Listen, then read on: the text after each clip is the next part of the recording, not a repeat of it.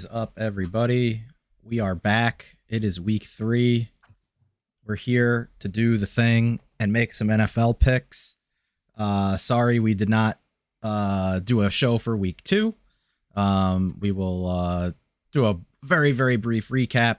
Had some real life things come up, so we weren't able to do a live show, but we still made our picks. So Piccadilly, Drizzle, welcome. What is up, everybody? Hello, welcome to the show. Brain, welcome. Oh, yeah, thanks for welcoming me to my show. Yeah. Thank you. Thank you. I'm happy to be here. Yeah. Thanks for having me. So, yeah, how do you think week 2 went? We're going to cover this really fast because obviously we have to go through all of week 3, and I don't want to keep everybody here forever. I don't like how week 2 went because it was fucking weird. Like, there were just a lot of weird, way too close games that should not have been close. Teams lost that shouldn't have lost.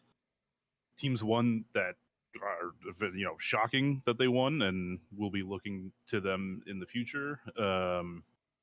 Just thinking like Baltimore losing to Miami the way they did is insane. Baltimore's defense just crumbled. Indy not scoring a single touchdown against Jacksonville of all teams. Shocking.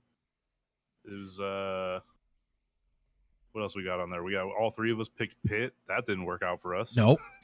All 3 of us picked Minnesota, and Minnesota. The Jets, which when we were watching it, Cleveland. I was rooting for it, and you guys are like, "What are you doing?" I was like, "Because I love upsets, even though I picked Cleveland." It was insane. So is Jacksonville the best team in the South? Is that what we're going with there? I mean, my boy T-Law, Sunshine. Yeah. Also, my Giants are 2-0. So I'm wearing my Giants hoodie, and I'm wearing a Bills hat. So I just have all of teams going 3-0 this week. All of the potential New York outcomes covered here. I honestly hope you guys go 3-0. Well, we'll talk about that. So, let's flip over to the week 3 sheet. Let's get into it. I thought week 2 was fun. So for people who are maybe tuning in for the first time, watching on YouTube or whatever, this is a competition between the 3 of us. So the way that the format works is if you make a straight, just pick 'em, money line pick, you get 1 point if you get it right. If you make an over-under pick, you get 2 points if you get it right. And then if you pick the spread, you get 3 points. I realize, obviously, with the way lines work, sometimes spread betting is easier, especially if you think an underdog is going to win anyway. You kind of just want to take the points to get your 3 points. But to remove a ton of complexity from how we do this show, this is just the point system that we've gone with.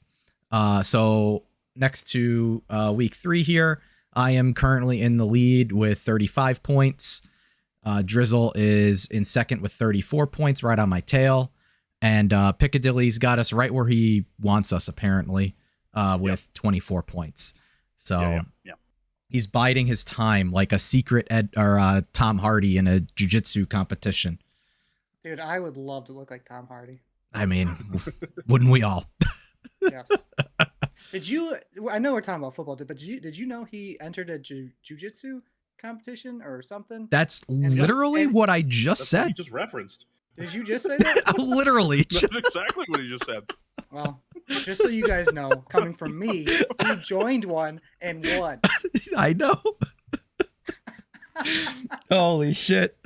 That might be the best thing that this show has had in between last year and this year already. Anyway, so Piccadilly's looking to make up some ground here, but let's get started. Our Thursday night game has Pitt visiting Cleveland. Cleveland coming off a just heartbreaking loss to the Jets. Robert Saleh kept the receipts, apparently, for everybody saying that the Jets couldn't win. But Cleveland is giving 4.5 over under very, very low total of 38.5. Lowest of the week. The lowest of the week.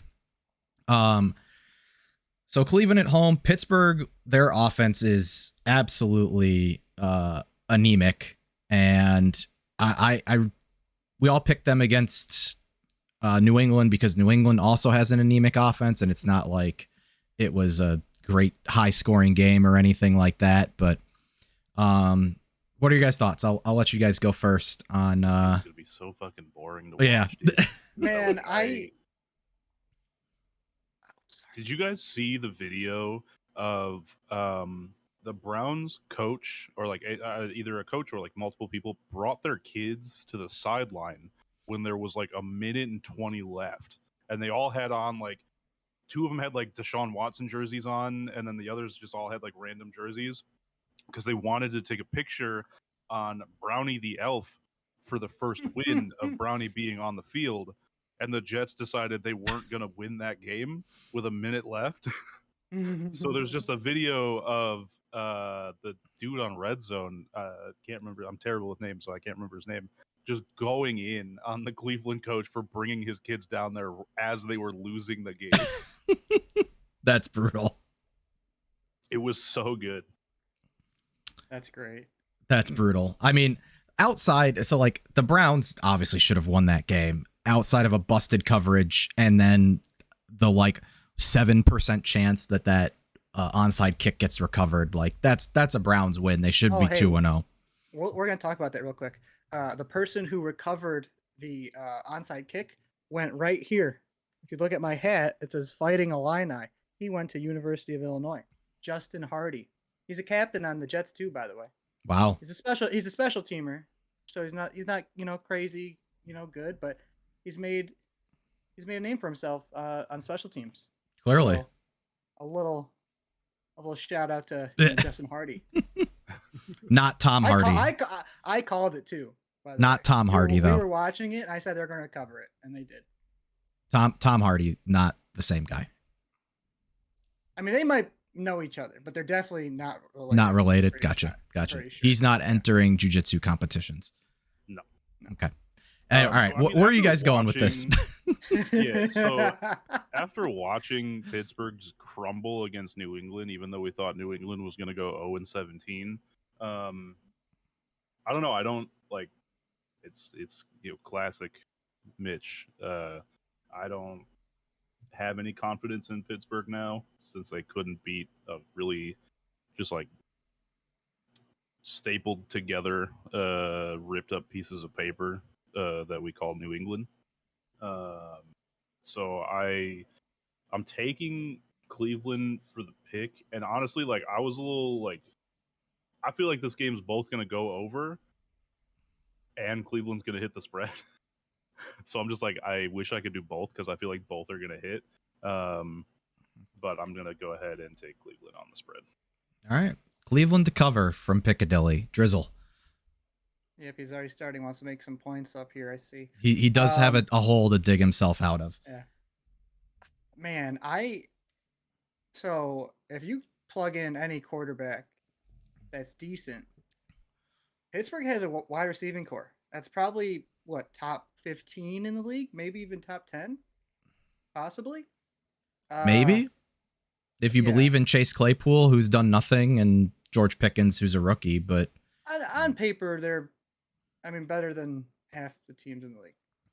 Sure. I would take them over the Giants receiving core. That's for sure. But Trubisky and, like, the routes, or, like, the play calls, I don't know what's going on there.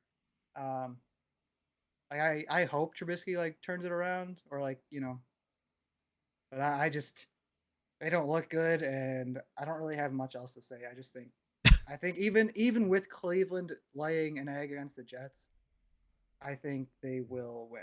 But I'm not confident in it at all, so I'm not taking them to cover. Just straight up.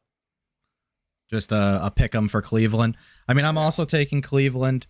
I would like to get a Thursday night game right because I'm 0 for 2 on Thursday. Hey, so am I. So it's okay. 2-0, baby. But I am going to take the over here on the 38.5. It's too low for an NFL game. Way too I mean, Cleveland has scored 26 on Carolina and 30 on the Jets. Both not good defenses. Pitt's not a great defense either. And outside of like Minka. So like if you can get 30 or 28 from Cleveland, like I think the Steelers can get 10 against Cleveland, who has given up 24 to a terrible Panthers team. And then they just gave up 31 to the Jets. So like, I just think it's just too low of an NFL number. And I just think that Cleveland gets it done at home. They've got the run game to control the clock, and Jerry is disagreeing with us and taking the Steelers. I would like to understand your reasoning for that, because like it's a short week for both of them, but Cleveland's been at home, so they haven't had to travel because it was a home game last week, and now it's a home game this week. I mean, it's not like it's that far from Pittsburgh to Cleveland. Still, shortened week, having to travel like that can still add some fatigue going into it. One garbage state to another garbage state. Yeah. Well, we're all in agreement, I think, for the first time on a Thursday game. And Derek has been right on 2 Thursday games, and we've been wrong. So something's going to give here, unless they tie. It's going to be a tie. Like someone's going to get shot on the field. Like it's going to be weird. What the game's going to get canceled. Yeah. All right. Amazon Prime would definitely not like that. No, we can barely talk about gambling on Twitch anymore. What's going to happen when somebody dies on the field? Oh my gosh. All right. So Sunday early games. Driz, let's start with you since it's your Chicago Bears here. Laying 3 to Houston, over under of 40.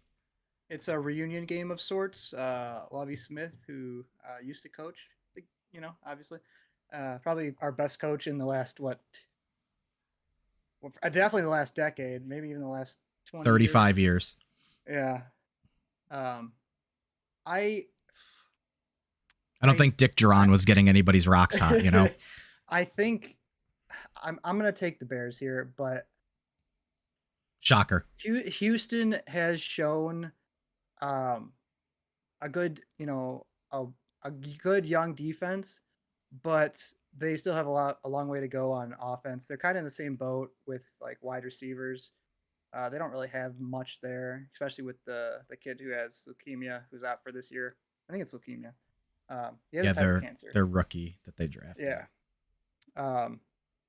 But I think this is a game that could highlight the strengths of what Luke Getsy wants to do with the Bears offense. I could be completely wrong because we have not looked good, to put it lightly. We beat the 49ers in a, downpour, and then only threw the ball 11 times against the Packers. So that was something. So I think this will be a telling tale of the season offensively. So just taking the Bears straight up. I actually am going to take them to cover. Okay. This one's just so hard for me to pick. Like, Houston puts up 20 against Indy, and Indy's defense is like mid to low tier right now. They're not great. I guess I'd put them low tier since they let Jacksonville run all over them. But then in week 2, they lose to Denver, but it was a low scoring game, 16-9. I feel like this is a chance for Dameon Pierce to finally kind of go off a little bit, because the Bears defense leaves a lot of holes on the ground for runners. And if they can do pretty much anything, if they can kind of mimic what Green Bay was doing, like I could see them kind of putting up some points, but at the same time with Houston's defense, like, losing to, again, Denver, this could also be an opportunity for sorry, I said that backwards. Thank you, Jer. But this could be an opportunity, like Bryce said, for the Bears to show up. So this is just like, I don't know, like in my pick'em that I'm doing, I have this as my, where do I have it? I mean, I have it as my 5-point game right now because I have some other teams below that I also just don't trust. And I am going with Houston. A lot of talk there. I'm picking Houston on that because I picked Chicago last week, and that's a lot of talk and with some bottom feeding teams. Yeah. I am going with under 40. I don't think either team will be able to put that. I don't. It's going to be a low scoring game. I'm going to be honest. I don't think it's going to hit 40. Yeah. So both teams have scored 29 points through 2 games. Obviously, the Bears played in that monsoon, so take from that what you will. This is a short line for the Bears, basically a pick 'em. Since the Bears are at home, Lovey is coaching this Houston team well. It's not like Denver's defense is bad. I know their offense has kind of been weirdly bad, even though they've yardage wise been okay. They just haven't been able to punch the ball in. But so like keeping it close with them, there's some really I guess is fine. Play calling mostly. Yeah, and then the Bears just got absolutely run all over by Aaron Jones, and they had zero like answers on the defensive side. And then I just don't know, like Driz, you say like this is a chance for Luke Getsy to kind of like show what this offense is going to be. I don't know how you're down 17 and only throw the ball 11 times. Like, I don't know what other time you're going to like show off your offense, There was a lot of, so the problem was, there was a lot of 3 and outs, and then the Packers, ate up a lot of time on the clock. So, there's part of the issue, but you can't, in this league nowadays, regardless of who your quarterback is, regardless if he doesn't know the plays or is young or whatever the reason, you can't throw the ball 11 times. You're not going to win. Yeah. Ever. Like, you're not, like, it's not going to happen. Like, the New England game from last year is a outlier. That's just a crazy game. It'll never happen again. Yeah. So I think they're going to throw the ball like at least double, like 22 attempts at the least for Justin. Here's where I'm at. I think the Houston defense is slightly better than the Bears defense, and I'm going to take Houston to win. I have no feel for this over-under. If I had to pick, I'd probably agree with Piccadilly that it's going under. But I have zero faith in the Bears until they can show that they can use Justin effectively. And then, we'll reevaluate going forward. But to Bryce's point, like, hopefully they have a better game plan for what they're going to do. But like, Lovey talked about giving Damian Pierce the ball, and if they give him the ball 20 times, like, I just don't see how the Bears can stop a run game at this point. Like, even before, I'm not trying to compare Damian Pierce to Aaron Jones, but clearly not. Like, clearly, it's more just the holes that were opened up were just massive. Yeah. So we'll see. We shall see. I guess since I'm only picking them to win, that means I'm taking Houston to cover as well. So, because that's how that works. If they win, they also get the points, and they get the 3. You should do the same, Derek. It would be kind of. Oh wait, you're picking the under. Never mind. You're picking. I am picking the under. I kind of like. I feel like I probably should just go with the spread, but I don't know. I feel a little safer with going with the under. Yeah, then it doesn't matter who wins. Just in case, you know. All right, on to what could be the game of the week. The AFC East looking like it's got 2 very strong teams in Buffalo and Miami.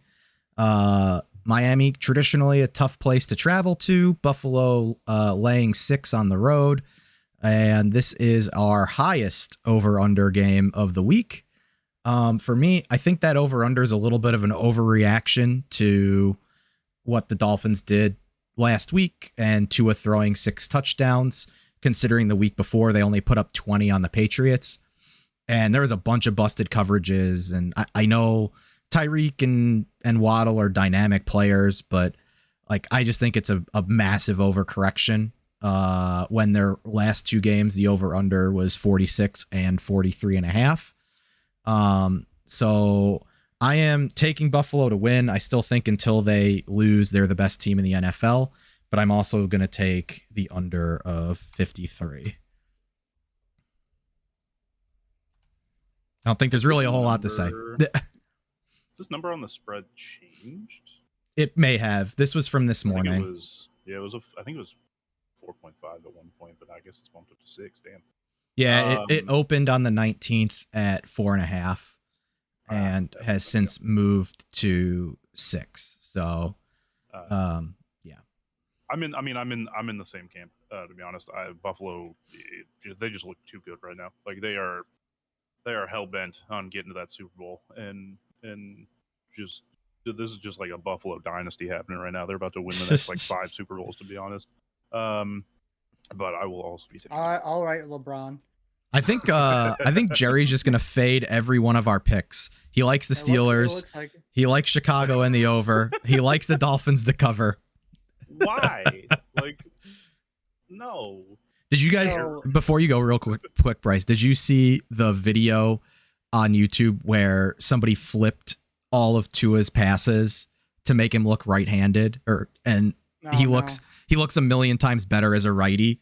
Just it's just so funny. He looks so clunky throwing it lefty, but if you just mirror the video, it looks like he's like an elite passer. That's funny. Sorry, go. I feel like at this point, I can't pick against Buffalo, but what I can do is take the over, because I think what happened to Baltimore is good for Miami. Like Miami, Tyreek 2 touchdowns. You get him going. You have Waddle. You have Gesicki, who looked good, made that great catch in the end zone. I think Miami will be, a top. I think they might be like a top 3 seed in the AFC. I think they're definitely a playoff team. But I think Buffalo will eventually win this game. I do think it's gonna be over 53. I think if they lose this season, it's not going to be against Miami. I think their kryptonite is KC. Yeah. Yeah. I mean, and I'm with you. Like, I think Miami's for sure a playoff team. Like, they got Tua weapons and they do look better, but 6 touchdowns isn't happening again. Like, I think we can pretty much bank on that, just because it doesn't happen very often. And Miami has 0 run game to speak of, and Buffalo's probably the best defense in the NFL. So, that's really where kind of my under is. I guess it's possible Buffalo hangs 50 on their own. But they blew out Tennessee 41-7, right? And so I think that's why this number is so high. And I think it's so high because of that. And then Derrick Henry was taking his gloves off, he was taking everything off in the third quarter. He was done. He was like, I'm not doing this anymore. It's too hard. Yeah. All right. Speaking of, on to our next one. Which is Vegas going to Tennessee, Vegas laying 2, over under of 45.5. Tennessee coming off an absolute just beat down undressing by the Bills, and the Raiders coming off a heartbreaking overtime loss to the Cardinals, who I guess Kyler just doesn't want to play until the fourth quarter. I don't know if that's how long it takes him to wake up after those marathon Call of Duty sessions or what, but both teams are 0-2. The Raiders have played a tougher schedule. Obviously, they played the Chargers and then the Cardinals, and the Titans, they lost to my Giants. So I don't know what that really says about them. But I think going into this, I think Vegas is definitely the more talented team. The only thing I really see happening is Tennessee gives the ball to Derrick Henry 40 times, and there's 6 total possessions in the game because they have 3 10-minute drives type thing, and just it really slows the game down. That's kind of really the only way that I see Tennessee winning this game. I don't really have a good feel for the over or for the the spread because like 2 is just such a shit number. Yeah. So I'm just gonna take the under of 45.5 here. On the just basis that Vegas isn't gonna hang 41. I don't think they've really got that in them. And I just think it's gonna be a really slow game. They've got the receivers for it. Derek Carr just needs to figure it out. I don't remember what Stephen A. Smith said this morning, but it was basically the gist of that. It was just like you have like studs as receivers, and you're just not capitalizing on it at all. Like, Yeah, you need to They figure it out. were going up and down the field in the first half, and then in the second half they took their foot off the gas. They started Yeah. trying to run the ball, and then it was 3rd and long. And I mean, any team isn't gonna. I mean, like you're not gonna win that way. yeah. And that's why I came back to haunt them. But I mean, I don't want to, but I need to catch up, so I'm taking the spread on it. It's a long season. I'm sure we'll have. You know. I mean, it's not like either of us. Besides, like we haven't been it's lighting the week world three, on you know. fire, obviously. So Only thing I had to say about this game, and I'm taking Vegas as covered too, because I think what is that term that you say, Ryan? Did I get one of those for me? what? What do you call Tennessee or other teams that you don't think are any good? I mean, they're shit. No, that's not it. I You say don't- dog shit. Dog shit. Yeah, I mean, There we go. That's what I want. I've been saying it since week 1 that they're a dog shit team. I have a question. When do you think it'll be Malik Willis time? That's what I want to know. I mean, they can't go all year with Tannehill, right? I mean, if you start, it's like after the Raiders, the Titans get the Colts for their first divisional game. I mean, you're looking at 0-4, and then you get Washington, and then you get the Colts again. So like, I mean, Washington's not a great team, but like, I think they're probably still better than Tennessee. And then you get Houston, probably at this point, like better than Tennessee. And then you get KC, like that's week 9. Like you're looking at like 1-8. Like you're probably going to win one of the games just because it's the NFL, right? Like weird shit happens, but you're out of the playoffs at that point. And odds are it's this game.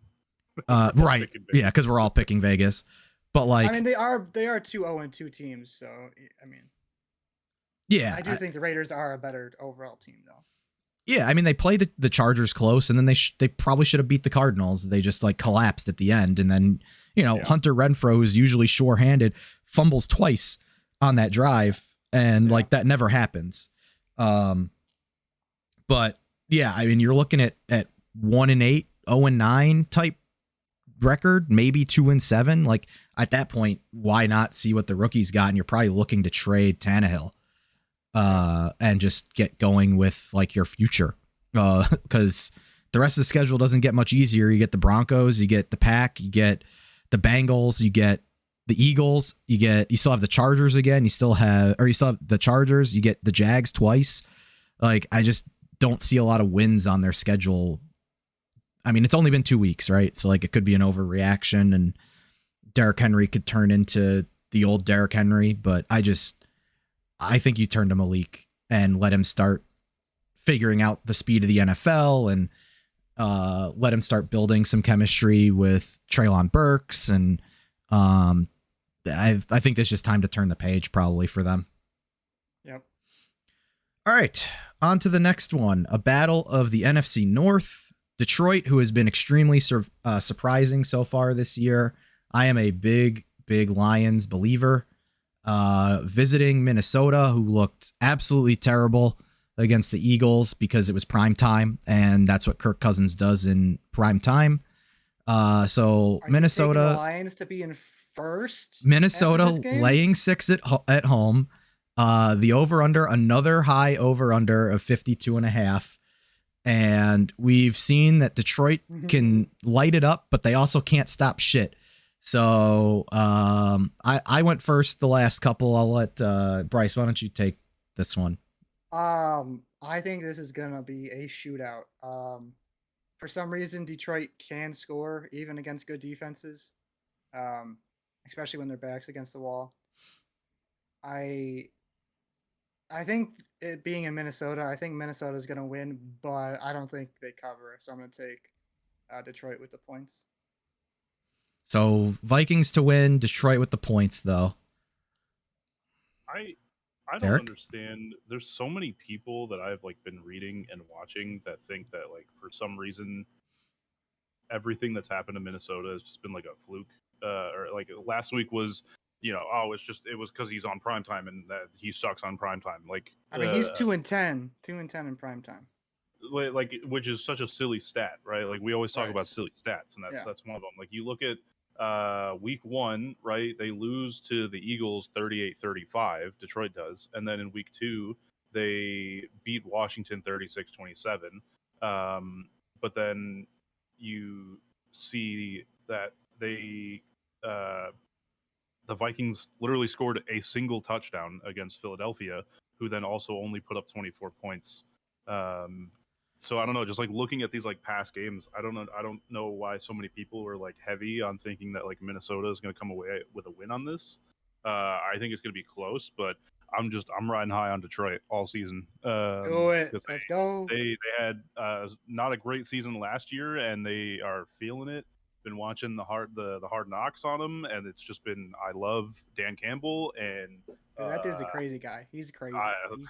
What did Rain say? Well, like I'd run. I'll run through a pane. I'll run through a pane of glass for Dan Campbell right now. All he has to do is like just give me a pep talk, and I'm ready. So I'm also taking the spread on that. So your like crazy stat thing about Kirk Cousins, like that's not like a weird trend thing. He's just dog shit on primetime. For whatever reason, when the like bright lights are on him, he just like crumbles under the pressure.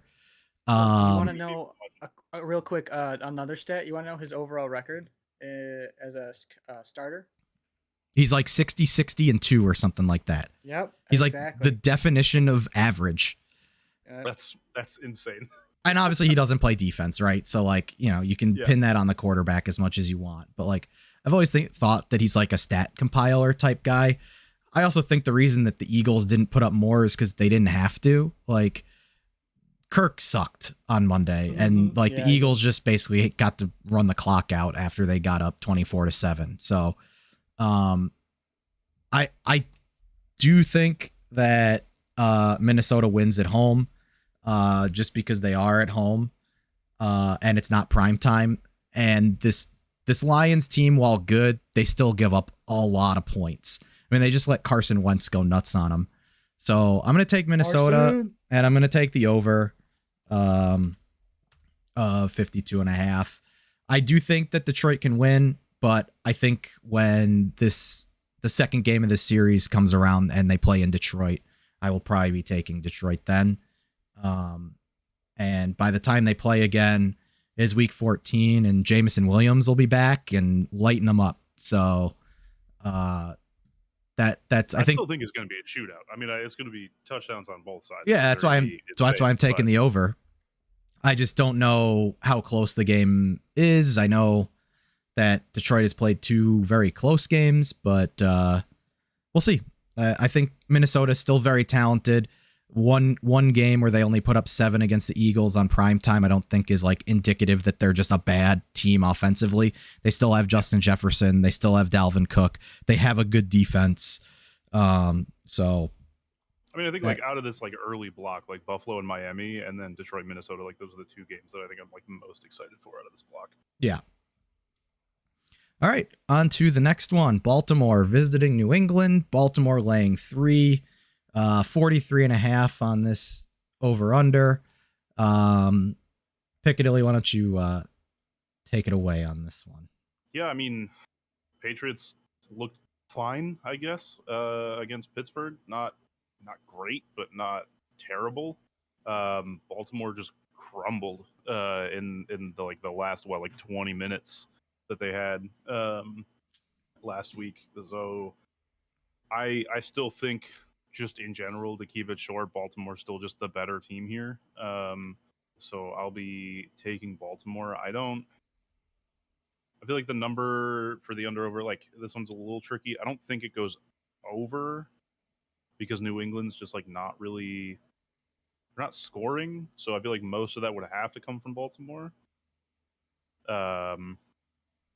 So like but I could see Baltimore again taking an early lead and maybe just like coasting, and then just completely crumbling again like they did last week. But I think for this one, I'm just taking the pick straight up. I'm not going to do any under over spread on this one because I'm not too confident on how that game's going to look. Driz, you want to go or you want me to take it? Yeah, because I'm gonna keep it short. All right. I think Baltimore is the better team.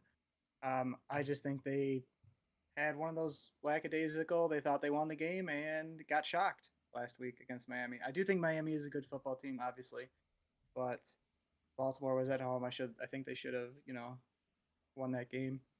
But I am gonna take the under. I don't think New England can score more than 17 points this game. So I don't even think they score that much. I don't think they can score more than 17 points at all year. Yeah. There's just a talent vacuum that's happening in New England. There's just not a lot of it. So I'm going to take Baltimore as well. I just think they're the better team. I'm also going to take them to cover. It's a big play team against a defense that's not great, and the Patriots play slow. So even if they do get behind, like I don't think that New England can score and keep up. So I will take Baltimore and Baltimore to cover. Next game is a NFC East or NFC Least, even though there's a pair of 2-0 teams in the NFC East right now. We've got the Eagles visiting Washington, Philly laying 6.5, over under a 47. Carson Wentz has actually looked serviceable? ? He has. I have him on my fantasy team, and he's almost hit up 30 points each week, which is pretty insane. Surprisingly, been very good under pressure. His passer rating under pressure right now is at 97. So he has been able to find success when the offensive line is broken down. They can score a little. They've got some weapons now with Jahan Dotson and Curtis Samuel being healthy. Obviously, Terry's there, and Antonio Gibson it is what it is with him. Well, hopefully Brian Robinson comes back soon. And then the Eagles, they played a good defensive game against the Vikings on Monday night. They can score and really get after it. Hurts seems to be taking that next step. So I'm really not sure. Like I hate NFC East matchups just because I want both teams to lose, obviously. But I think. Well, you get one. Yeah. I really don't have a good feel. 6.5 feels like a lot in a divisional game.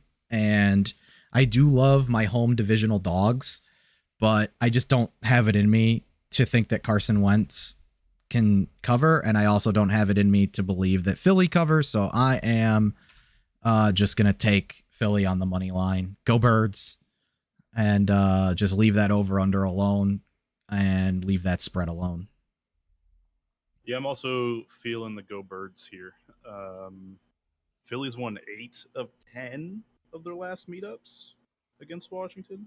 Yeah, but this isn't the Carson Wentz led Commanders. True. But I mean, they've also kind of just been like terrible in the first half games, right? Like they might just get buried like Philly did the Vikings in the first half. There's a stat line that the Commanders didn't even achieve a single first down before trailing the Lions 22-0. So at least they didn't quit. That's true. They didn't get mercied. But yeah, Could you imagine mercy in the NFL? All right, well, go to the locker room. You guys are done. Yeah, you guys. You know what? This is embarrassing. I feel like this could be a close game. I don't think it. Like, I feel like if Philly gets an early lead like they did with the Vikings, they might not push the envelope to keep scoring. So I don't think this goes over 47, but I do think Philly will at least hit the spread. Philly with the cover. Divisional dogs are it's tough, man. Divisional dogs, it's always close games. I like the ballsiness though that Philly covers. I think last season they had a game where Philly was just like on a roll, and then Washington came in and just kind of surprised everybody because it was like they beat Philly and then beat Tampa Bay, and that wasn't expected either. Yeah. If I'm remembering that correctly. Yeah. It could have been a year before that, maybe. But I'm hoping it's not the same situation because Philadelphia does look a bit better this year than they did last year. So, but I mean, so does Washington. So anything could happen here. But I don't know. Bets on Philly for that one. Drez? So I think Philly will win the game, but I think with it being at home and Carson playing relatively good football, I think they will cover. So I'm taking Washington to cover. Home dogs, man. Home dogs in divisional games. Usually a decently safe bet, unless they're like absolutely terrible. All right. I have a lot of thoughts on this game. And for anybody who watched last year, I was a just staunch Cincinnati hater. We both were. Until the playoffs. And Drizzle was a just Cincinnati stan until the playoffs. And then he abandoned them. And I picked Cincinnati. And I don't know what happened. So I thought coming into this season, Joey B, fully healthy offseason, revamped offensive line, decently easy schedule to start the year against the Mitch Trubisky Steelers. And then they get the Cowboys last week with no Dak and still managed to lose. So this is my last time going to the Cincinnati Well against the lowly Jets, who I don't care about Robert Saleh's receipts. They're not a good team. Cincinnati needs to get their act together. If they don't cover, this is the last time I'm picking Cincinnati for the rest of the year. So that's my analysis. They should just rock the Jets. They're healthy. I don't know what's going on with their line, but the Jets don't put a ton of pressure on the passer. So maybe Joe Burrow, who's on pace for like 111 sacks, will, stay upright this game. And I think they put it on the Jets. And, that's wishful thinking, probably a bunch of hopium. And then I just won't have to worry about betting on the Bengals the rest of the year if they lose.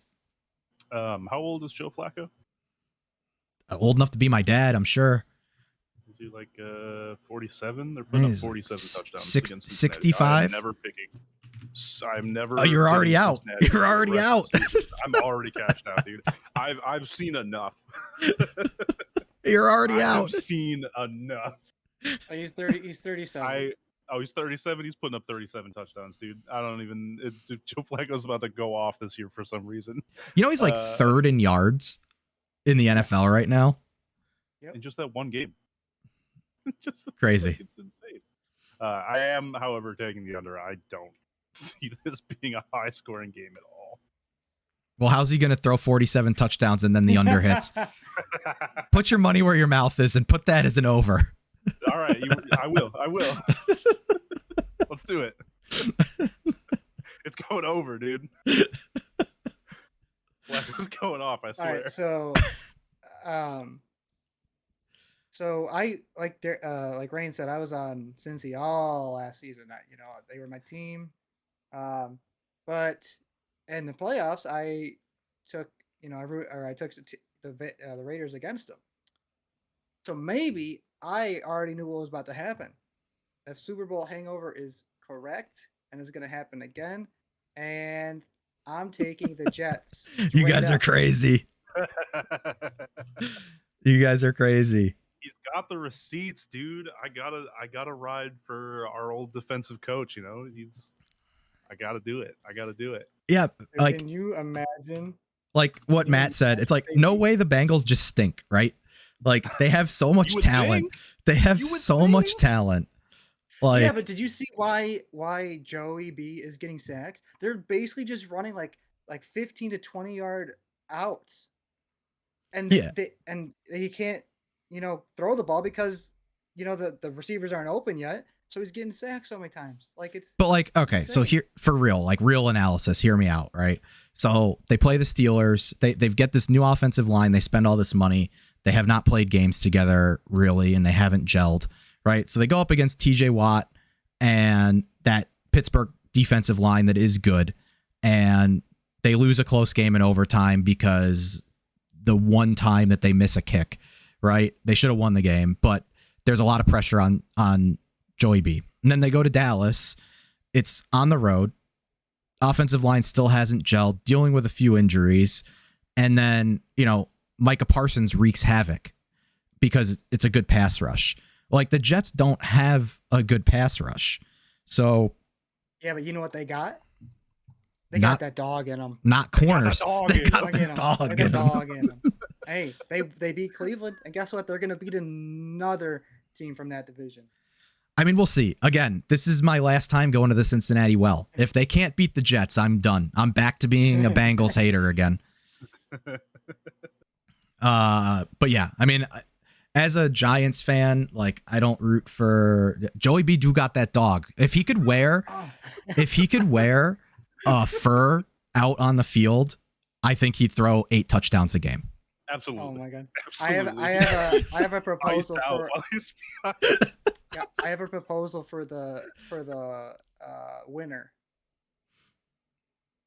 For the season. Like, you're propositioning Joey B?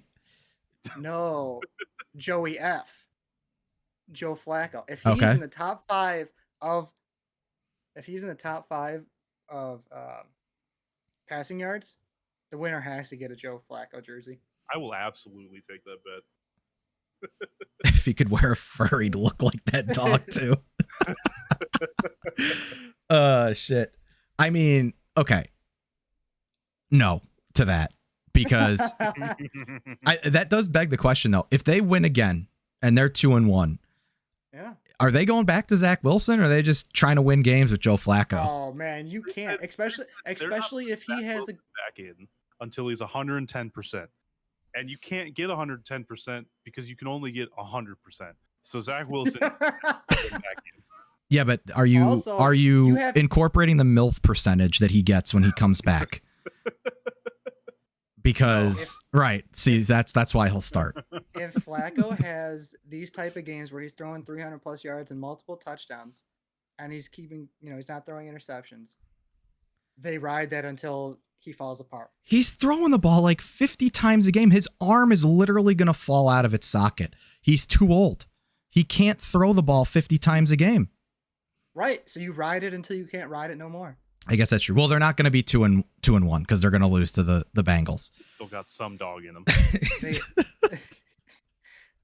Hey, shit. He's like a 12-year-old, dog or something right now. Yeah, but it's still in there. He's on like that Purina joint pain dog food.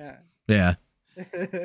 All right. KC visiting Indy. I don't even think we really need to talk about this game, to be honest. Like, this is probably just such a KC laying 6.5, over under a 50.5. Indy looks just dysfunctional, but I mean, they were without their 2 top options at receiver, and for some reason just decided not to hand the ball to Jonathan Taylor. I don't understand that logic, but I see you guys have already just locked in KC, it's not even and Matt the cover. Ryan has fumbled the ball 5 times and thrown 3 or 4 picks. Like, no. Yeah, he has not looked good. That is for sure. He is too old. he is too old. Yeah. I don't think this game goes over, because I think Mahomes comes in, throws like 2 touchdowns in the first and then 2 touchdowns in the second, and then that's it. Then they don't go anymore, and then Indy gets shut out again. I mean, I'm not as confident as you guys that KC just comes in there and just covers. Especially, I mean, Pittman's supposed to be back. In Jacksonville, they had no one to throw to, and they didn't ride Jonathan Taylor. So it was bad play calling. I'll give you that. I mean, I don't think I can pick against KC just because it's KC. And they do look okay, and I'm just gonna match you guys so I don't fall behind on points. Oh man, I'm gonna take the cop out so that if they don't cover, it doesn't matter. And we all lose. Yeah. But I don't think Indy gets shut out again. Like, I just don't think they're as bad as they played. I don't on think Sunday. they get shut out, but I don't think they can score. I don't think they score many points. We'll see. All right. Now, on to New Orleans visiting Carolina. New Orleans laying 2.5. Another low over under at 40.5. New Orleans D, very, very good. Carolina's offense, very, very bad. Their D has not been very good.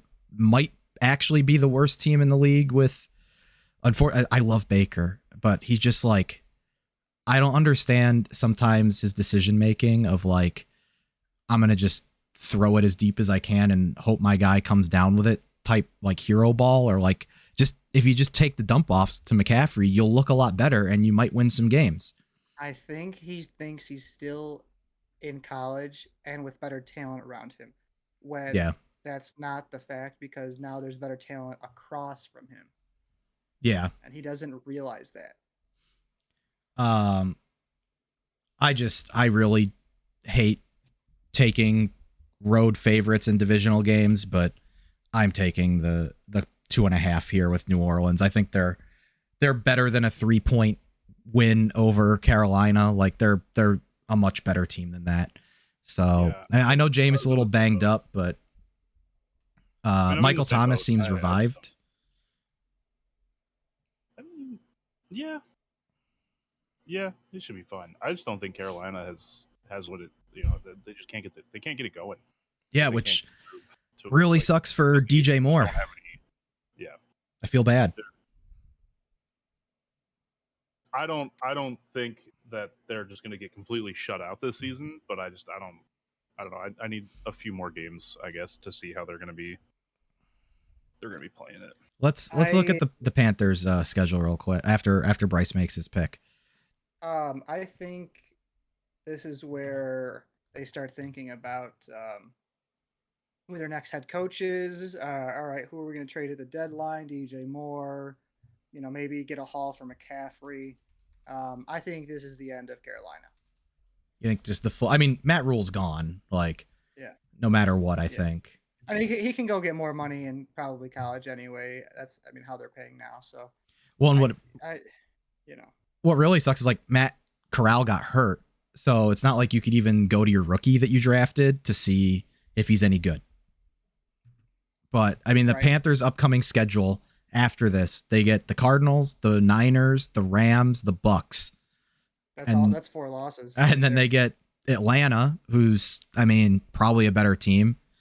Then, maybe I'll be going back to the Cincinnati in week 9, depending on what happens this week.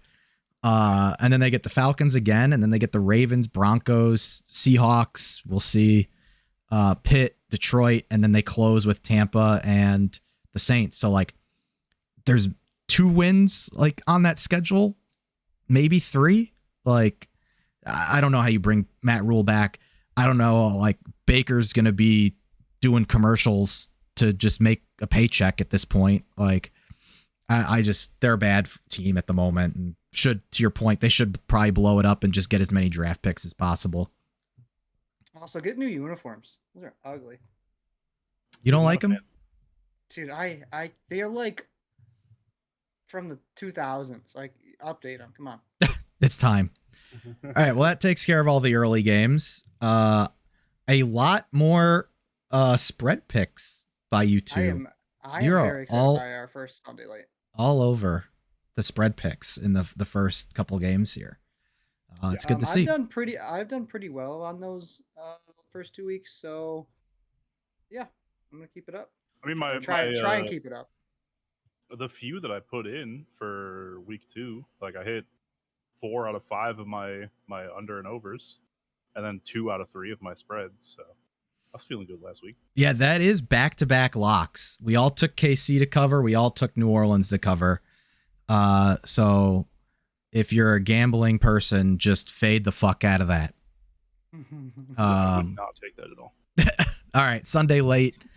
My favorite team right now in the league that's not my actual team that I root for, the Jacksonville Jaguars. Still not going to take them. Going across the country to play the Chargers.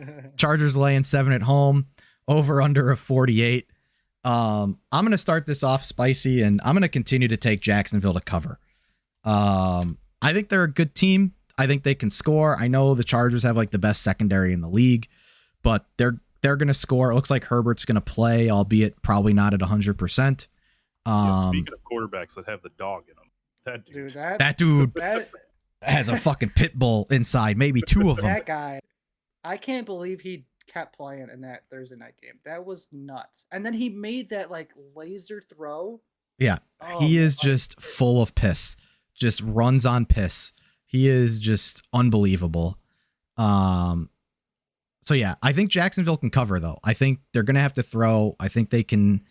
I don't think with a not 100% Herbert that they're gonna score as much as maybe you would think they would. And Jacksonville, I think, is like a sneaky good defense. Like they're not a bottom barrel, bottom feeding defense. So I think Jacksonville can cover. I still think Jacksonville wins the South. I know we're kind of getting ahead of ourselves about like playoff stuff, but I really think they're the best, or I'm getting ahead of myself. I really think they're the best team in that division. I would like to see ETN more involved. I think in these types of games where they're going to be down, most likely, I think you'll probably see him a little bit more with that Trevor connection. Robinson's looked good though. Yes. So, I mean, I think just keep it a 2-back system, keep them fresh, and then it'll be their division for the taking. Yeah. I would agree with you there. But I'm going to keep riding Jacksonville covering. Good. They're looking good. I'm also picking the Chargers. I'm considering taking Jacksonville to cover, but I honestly I don't think this goes over 48, to be honest. Especially if like Herbert's just like one tackle away from shattering every rib in his body. There's a kitty cat. It'll be tough. I mean, like I know his was it basically just like bruised, right? Or is it just like it's rib cartilage? Yeah, it sounds like he avoided actually breaking any ribs. Yeah. So it's just going to be pain management. Hopefully they don't deflate his lung like they did with Tyrod. Oh, speaking of that, he finally is suing them. Oh, good. 2 years later. Yeah, so taking the under on this. I don't think it goes over 48. All right. Driz? I'm going to take the Chargers, and as much as I do like the Jaguars, I think this will be a low point, and I think the Chargers cover. I still think it'll be like a 30-20 game, but I just think it'll get out of reach at the end. All right. On to a game that I have zero feel for. Packers visiting Tampa. Tampa laying 1.5 over under a 41.5. Mike Evans suspended. He appealed today and his appeal got denied. And this Tampa offense, even with Evans, has just really not looked good. I know. Yeah, they're still somehow 2-0. Like it doesn't make sense. Yeah, I mean their defense is good.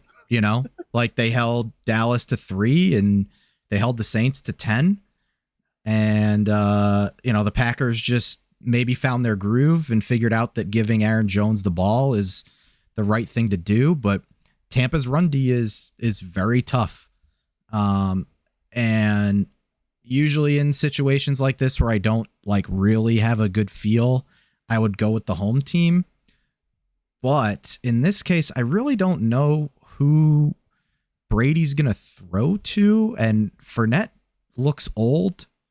So I'm going to take the Packers. Rashad Perriman. I'm going to take the Packers, and obviously the Packers to then cover. If this over, like if I was betting the over, I would maybe wait to see if it comes up a couple points, because I think it's going to be a low scoring game, but it is already a pretty low number. So I'm going to stay away from taking the under on it. Yeah, I was, honestly, I've been feeling the same way. I feel like I can't go against Touchdown Tom. But this game it just doesn't feel right. Like I don't know. There's too much going on for Tampa Bay. There's too much going on for Green Bay. I think Green Bay is starting to get its stride with the receiving core that he has. As much as I hate Rodgers, I don't know. I've been just leaning a bit towards Green Bay on this, and I think if it's a close game, it's still probably at least by like a field goal. So I think Green Bay covers. I hate Green Bay.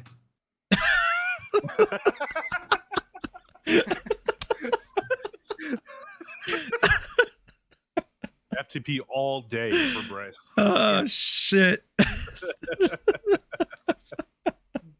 I hate Green Bay. I don't care if they pull people off from the street, but Tampa Bay all day. I mean, they're pulling Cole Beasley. Like, what are you gonna fucking do with Cole Beasley? Oh, like, wait, hold on. Him and Tom Brady, he's gonna have 10 catches, like 100 yards, 2 touchdowns. Wow. oh, I'm dude. sure. Like, I don't, man. Brady's a little racist. I don't know. Not as bad as Matt Stafford. True. True. Hey, A-Rob. He did catch a touchdown. I was gonna say he had some good catches. Yeah. All right. In a game that I'm sure we probably don't want to spend too much time on, Atlanta going to Seattle. It's a battle of the birds. Seattle laying 2 at home, over under a 42. Atlanta can score a little bit. So, and they tried to make the reverse 28-3 comeback on the Rams to avenge Matt Ryan. But I don't know how Seattle's going to cover Drake London. And I think Kyle Pitts starts to get involved a little bit. And that may be wishful thinking because I have him in a couple leagues. But Seattle's just a bad team. So I'm going to take Atlanta to win, and obviously then to cover the 2. Geno Smith just filed for trademark on they wrote me off, but I ain't wrote back. So he's clearly got the dog in him, and so for that, I'm taking Atlanta. That was interesting. And I absolutely take Atlanta to cover.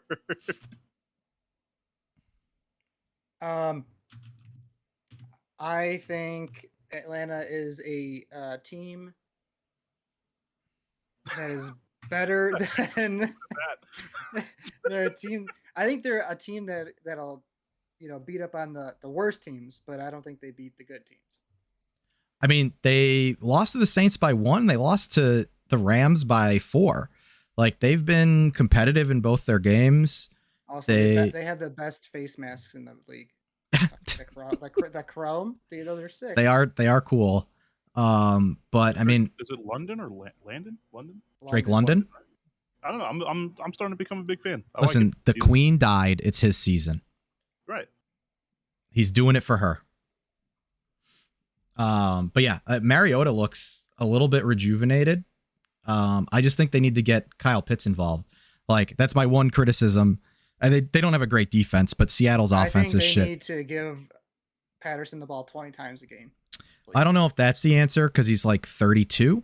That's fine. I mean, he's got a couple more years in him, or a year. Just all out this year. What I really don't understand, though, is how you don't give your 6'6", 230-pound, runs a 4.4 40, just matchup nightmare more than 2 targets a game. Like, I just don't get how Kyle Pitts is not getting fed. Like, you can feed him and London. They're the only 2 guys there. So that's my only gripe. And then they'll score 35 a game. I think what we'll see is with like London getting a lot of targets last week, it'll start to open things up. And I think this is, like you said, I think this is where Pitts, you'll see more targets. Yeah, you're probably right. I hope so. All right. Another game that could be high scoring. The Rams going to Arizona. Rams given 3.5, 48.5 for the over under. Derek, why don't you take this one to start? I just don't. I mean, the Cardinals they're struggling. Like, I don't even know how they mounted that comeback last week. Like, that was like mostly Kyler running in those touchdowns, honestly. But I feel like against a Rams defense, they're just not gonna be able to get anything done. Who have they? What was it? They played Vegas last week, and put up 29, but that was in like basically the last 2 quarters or last quarter. But then they got just trounced 44-21 against Kansas City. the Rams still have, one of the better defenses, and I guess I would argue that they're definitely a better defense than Vegas. So I don't see this. I don't think this is a game that goes over because I don't think Kyler's going to be able to get a whole lot going. But I do think the Rams will cover. So I'm going Rams cover. I mean, the Rams have been looking shaky too, right? Like they've been like average at best. Yeah. But it did seem like Stafford was doing a better job at moving the ball around instead of just only looking to Cup. Which, like, I mean, if you wanted to go back to only looking to Cup, I would appreciate that. I have him in 2 weeks. But I mean, like, he was moving the ball around. A-Rob got the ball way more than he did in week 1. And if they keep that trend up, they'll probably just. I don't want this to be. I don't think this is gonna be like a blowout, but I don't see Arizona scoring much here. Driz. My only question is with the Call of Duty beta this weekend. Right. Is Kyler, going to get enough sleep? Is he going to show up? No chance, dude. He's playing right now. He didn't go to camp today. Oh, I'm sure he got like the super open beta. Like he had it last week or something. So just on that alone, no football analysis from me. I'm taking the Rams to cover because of Call of Duty. You heard it here first. Call of Duty ruining quarterback careers. All right. I am also going to take the Rams. However, I don't know if they cover. I think Kyler has, again, been good in these fourth quarters when he finally wakes up from his Call of Duty days and remembers how to play quarterback. But I am going to take the over. I think both these teams will be able to score a little bit. And Matt Stafford throws a lot of picks, so they're probably a good chance at a defensive touchdown.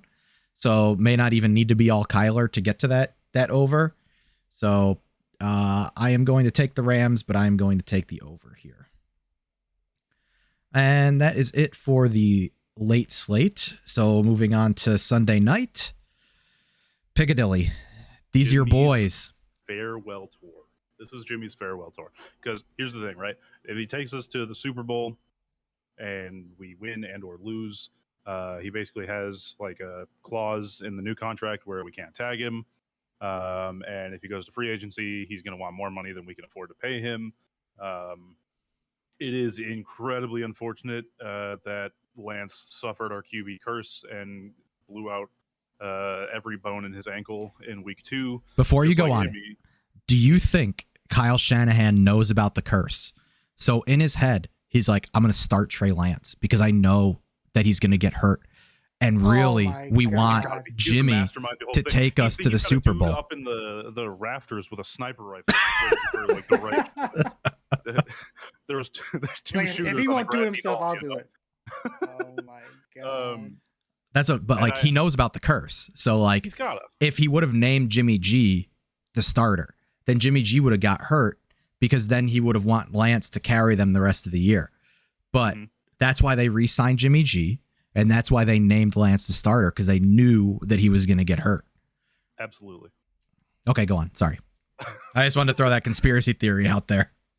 Yeah, I mean, like, don't get me wrong. I'm very excited that Jimmy's back in. I have a lot more confidence now because, like, Jimmy's a winner, and we have, honestly, not a terrible schedule. That all of the games coming up are pretty easy games, I would say. Like, might have some trouble against the Rams. They always give us trouble. I'd say it's pretty split though, depending on the time of day that they play. But I don't know. I am disappointed. I was excited to watch Trey this year. I think now he'll have a bit of a real long off season. I think the last stat I saw was that Lance has only thrown for 115 yards or no, that might be. I'd have to look it up and find it. It was something that like the last time he had, or I think it was like the last time he had over 100 yards or something was like in 2019. I don't remember. But obviously, like moving forward, they're still going to probably ride pretty heavy on Lance being the guy. So like whether we like it or not in the offseason, he's going to be the starter next year, unless they, Brock Purdy, Tom Brady 2.0 comes out and maybe Jimmy blows out both ACLs in this game and Brock Purdy just brings us to the promised land. I don't know. Anything could happen. Could you imagine if that happened? How would you live? That dude would be making all kinds of money. Like that guy would be signing the highest contract ever for a quarterback. I feel like the spread on this seems real low. I don't see Russell Wilson be able to do much against our defense, to be honest. However, I guess this would be the game that Russell Wilson figures out whatever they're doing on the offense, and they blow us out for some reason. But I really don't see that happening at all. I'm gonna be honest. Not with the way that Denver's been playing. Not with how just awful their play calling is. Like their coach is, I would argue, one of the worst coaches in the league right now, and there's no way he figures it out in 1 week, right? Like, I don't know. Bryce, do you guys want to hear some not so good quarterback territory and team territory that Russell Wilson and the Denver Broncos are in? Yeah, go for it. So they have had 5 trips inside the 10-yard line without a touchdown. That's tied for the most since the 2007 Falcons and the 2001 Lions. Can any of you some good company probably tell me who those quarterbacks were and or how they finished? What year for the Falcons? 2007 and 2001 for the Lions. 2001 Lions would have. I didn't have any wrinkles in my brain at the time, so I couldn't tell you. That was a long time ago. And then 2007 Falcons. Jeff George? No, the quarterback went to Oregon, if that helps. He was on the cover of an NCAA football game. John Kitna for the Lions, Jerry says. Is that correct? Incorrect. All right, but so the give us the answers. 4-12, and then the Lions went 2-14. So that doesn't bode well for the Broncos. Joey Harrington for the Falcons. And Charlie Batch and Ty Detmer for the Lions. Oh man, those are some names. They are some names, and those are some bad teams with some bad quarterbacks. So the Broncos either got to figure it out, or they are going to be in some terrible company, and they aren't going to have a good season. With that said,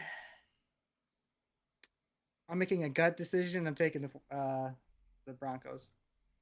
Damn it, Bryce. Look, man, I don't know. It's in Denver. You put all this fucking shit out about why you don't like them, and then you pick them. Did you guys not see how excited the team was when Jimmy rushed for a touchdown last week? Like, do you ever see that much excitement for a quarterback rushing a touchdown the way he did? There's no chance, bro. There is no chance Denver wins. All right, let me do what Bryce should have done and spun these stats in a positive way, right? No, hold on. Russell Wilson is way better than any of those 3 quarterbacks. Right. So both of these teams, the 49ers and Denver, have played no one, right? The 49ers lost to the Bears. Remember that, Derek. They lost to the Bears. And then Trey Lance he wasn't ready. All right. I'm just going to say it. He wasn't ready. And then they beat up on the Seahawks. Whoop-de-doo. All right. And then the Broncos lose to the Seahawks and then beat up on the Texans. Whoop-de-doo. All right. But like, the Broncos have finished 11 of their 18 drives in opponent territory. They've had really bad luck at the goal line with Gordon and Williams fumbling, and should have beat the Seahawks. That's like bad luck type stuff. And then Nathaniel Hackett decides to kick a 64-yard field goal. So it would have if it was just a little to the right, it would have been good. right. And then we'd be having a completely different conversation because they'd be 2-0. This offense is not as bad as the scoring indicates. And San Fran going into Denver, it's a tough place to play. Russ is fine. I think they may, I don't know if the 49ers can really cover Cortland Sutton. And it's not like the Denver offensive line is terrible. So it can probably neutralize that pass rush a little bit. I don't know where the 49ers are scoring, like at least at a high pace. So I would probably be taking the under in this game if I was betting it, but I think Denver just wins. I think they're a fine team. They're better than their stats indicate. And we shall see what happens, because I don't think Jimmy G has that dog in him, as we've been saying. You'll find out that, I guess, come Sunday. Especially if Kittle's back, you got Debo and Kittle. What do you mean? Who's he going to throw to? How are they going to score? What? He hasn't gotten What are you saying? All of Debo's production came rushing the ball. He had 8 rushing touchdowns last year. That's not happening again. George Kittle can barely stay healthy. He's going to take 2 steps on the field, slip, and pull both groins. His front and back groin. Can you guys wait till he goes to WWE? Oh, it's going to be great. It's going to be phenomenal when he makes it. No, he's going to AEW number 1. And it'll be phenomenal when he does. All right. We get to talk about my 2-0 team, unlike your guys' 1-1 teams. So Dallas visiting the Giants laying a point somehow, with the second lowest over under of the slate. The Giants, as much as it's fun that they're 2-0, they have not played anybody, and the Cowboys have played 2 general consensus good teams and actually looked okay with Cooper Rush. I'm actually taking Dallas to win and to cover, obviously, because they're the dog. But I think this line, by the time Sunday hits or Monday night hits, Dallas will end up being favored and the Giants will be getting some points. The Giants don't have an answer to CeeDee Lamb. They won't have an answer to Tony Pollard. I really don't understand why Dallas continues to give Zeke the ball. Because he looks absolutely cooked like Russ. So as much as it'd be a fun story for a 3-0 Giants to go into Chicago and we could have a fun Giants potentially going 4-0 conversation, they're really not a very good team. And until they figure out this offense, they need to get some weapons on the outside. Kenny Golladay looks like a mannequin running around out there and only played 2 snaps. He's not gone. He's still on the team. But he only played 2 snaps on Sunday. And Kadarius Toney's just essentially basically not liked by this coaching staff, it seems like. So they're rolling out Sterling Shepard and Richie James, and we'll see. It's a long season and maybe some guys will, start being better, but the O-line has not been good outside of Andrew Thomas. Micah Parsons is going to eat. So Danny Dimes going to be running for his life. So I, as much as I'd love to pick my Giants for a 3rd week in a row, we lost Bryce's camera. It'll be fixed eventually. I don't know. But yeah, I'm taking Dallas here, as much as it pains me. There, you're back. I'm taking a page out of Rad's book here, and for Rad only, I'm thinking, the Giants are going 3-0. They're going to ride high through Dallas. It's going to be like they're going to win like 3-0. I don't know. They're barely going to put any points on the board. It's going to be like a 1 field goal game. I definitely think this goes under 39. I don't think either of them will be able to get the ball moving much. This is my 1-point game, so I'm not putting too much faith on the Giants for it, but I don't know. I feel like they could pull out a win here. There's too many injuries on the Cowboys side that they could take advantage of that, I think. You got to put good karma out in the world to receive it, right? So we're going to take the Giants There you So go. then I, not me, but so then the Bears can be the team to give the Giants their first loss next week. Yeah, I'm all aboard for that. I'm going to give you a little preview. I will be taking the Giants and whatever the number is next week against the Bears. But I'm also taking the under. Like it. That's fine, you know. I mean, I'm still going to be rooting for him, so I hope I'm wrong. I'm being the unhomer here and picking against my team. But yeah, that's our week 3 picks. I guess I should probably start like clipping this and like posting it on Twitter too, so there's like record of it outside of the show. But I will and do a little clip, you know, that's how we opened the show. And, yeah, you know, I hate the Packers. You not realizing I was talking about Tom Hardy doing jujitsu, and then you go, "Hey, did you know?" All I heard was Tom Hardy, and I was like, "I want to look like him," and then didn't. I did also just read a stat that Jimmy now has the most yards per pass attempt in 49ers history, which is a minimum 100 pass attempts as a 49er. 12,278 yards on 1,400 attempts for about an average of 8.3 yards per attempt. Imagine he also has the highest completion percentage at 67%. Imagine that, and all of his passes are behind the line of scrimmage to Debo, and letting Debo do all of the work. That'd be hilarious. I mean, if you had Debo, you'd probably be doing the same thing. I mean, yeah. Considering I can't throw the ball more than like 15 yards, yeah. Really, only 15 yards? I have no idea how far I can actually throw a football. We should have a competition. Nah, I'm good. But yeah, those are our picks, and we'll see. That should be our bet. Is the two losers have to try and throw for 60 yards or something. Oh my god! I don't want to throw out a shoulder. But yeah, this episode will be up on YouTube within the next couple days. I will screenshot this and I will post it to Twitter so that we can start having the records on there as well. But yeah, it was fun. There's some surprises here. I'm very surprised you guys both picked the Jets. A little nervous that like 3 picks in a row were all in lockstep. We all took Atlanta. We all took New Orleans. We all took KC.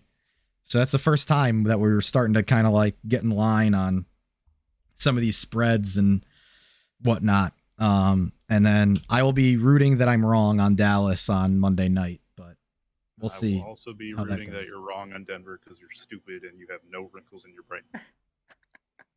We'll see. Russ gonna cook. I can't wait till the Jets win. Yeah, some rations because they're kicking him off the team. He's gonna be poor. Oh my god. All right, gentlemen. Thank you so much. Everybody who is here, thank you for participating in chat. Yes, Jerry, I'm also nervous that you picked the same teams that I picked on a lot of these, which means I'm going to have a terrible week, I'm sure. But thanks, everybody, for being here. It was fun, and I will catch y'all next time. Peace. See ya.